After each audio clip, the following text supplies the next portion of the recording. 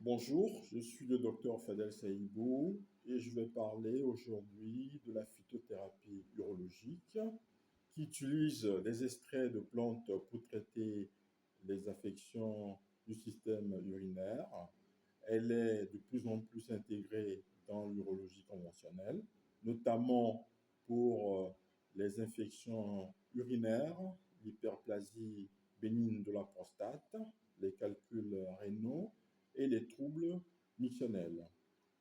Donc, les principales indications en phytothérapie urologique sont les infections urinaires, comme les cystites et les urétrites, et les plantes les plus étudiées pour leurs propriétés anti-infectieuses, anti-adhésives et diurétiques sont la canneberge, en prévention des cystites récidivantes, avec comme mode d'action anti-adhésif les pro-anthocyanidines qui empêchent l'adhésion de Escherichia coli aux parois vésicales, selon Howell et al. Dans Journal of Urology 2010. L'acidification urinaire avec des effets limités. Nous avons comme preuve clinique la réduction de 50% des récidifs selon Gerson et al. Conrad 2012. Voilà. Donc, peut être utilisé en alternative aux antibiotiques en prévention selon l'European Association of Urology Guidelines 2023.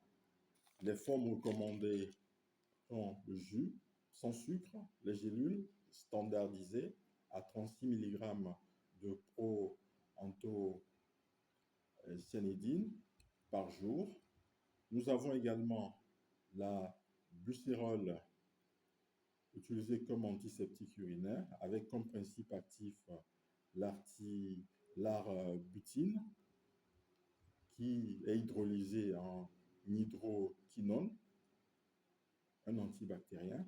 Voilà. Et comme efficacité, nous avons des études in vitro contre Escherichia coli proteus, selon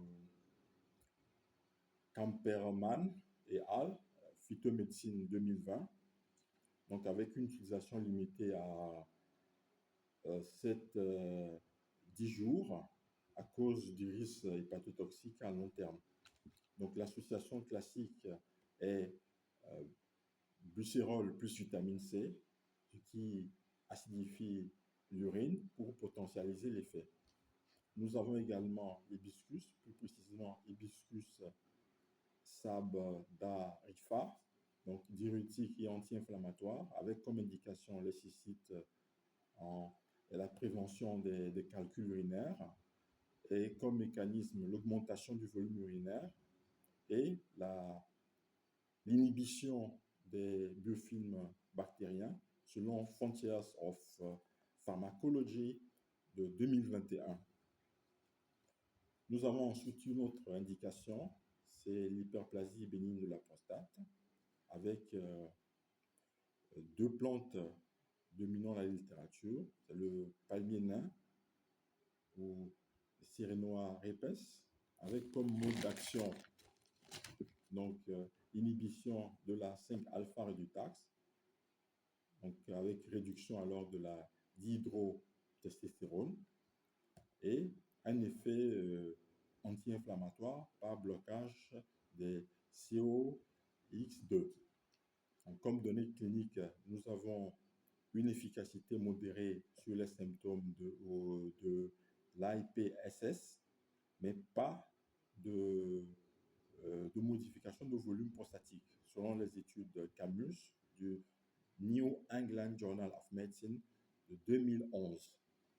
Donc, en recommandation, en alternative aux bêta-bloquants, si les symptômes sont légers, selon l'European Association of Urology 2023. Donc, la forme optimale, c'est l'extrait lipophile, c'est-à-dire 85 à 95% d'acide gras. Nous avons ensuite Purgène africanum ou Prunus africana, avec comme indication la dysurie et la nicturie. Donc, comme mécanisme, la réduction de l'œdème prostatique et l'inhibition des fibroblastes, selon les études in vitro publiées dans Planta Medica 2018. Comme efficacité, on a l'amélioration du débit urinaire dans les hypertrophies bénignes modérées, selon les méta-analyses Cochrane 2020. Nous avons ensuite l'ortie, ou Ortica dioica, adjuvant dans l'hypertrophie bénigne avec comme action inhibition de la SHBG, ou Sex Hormone Binding Globulin, réduisant la testostérone libre et la réduction de l'inflammation avec suppression des cytokines NF-κB. Donc, souvent utilisé en association avec Sérénois, comme dans le cas de Pro 160-120, essai clinique de British Journal of Urology International de 2016.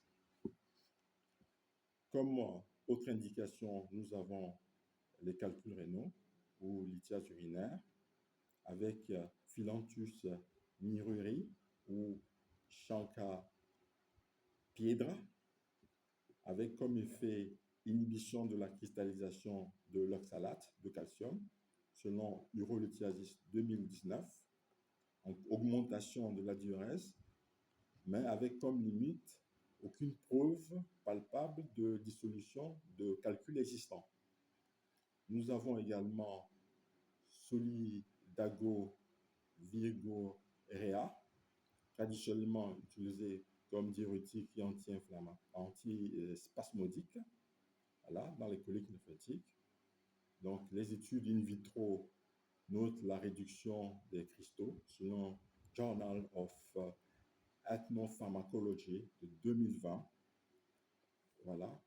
Donc, à propos de l'intégration à l'urologie conventionnelle, donc nous avons l'alternative aux antibiotiques avec la canneberge en prévention des cystes récidivantes, en complément aux alpha-bloquants avec Sérénea repens dans l'hypertrophie bénigne légère à modérée, avec quand même des limites. Donc, pas d'efficacité curative sur l'infection aiguë, ce qui nécessite quand même des antibiothérapies. Voilà. Il y a un risque également d'interaction, comme dans le cas de la bucérole plus les anticoagulants. Comme perspective et recherche récente, nous avons de nouveaux extraits, comme D-Manos, utilisé en synergie avec la canneberge pour les cystites. Nous avons l'échinacée qui est immunomodulatrice dans les prostatites chroniques. Nous avons également la nanophytothérapie à travers l'encapsulation des principes actifs pour améliorer la biodisponibilité, comme dans le cas de la curcumine dans les cancers urologiques. Je vous remercie.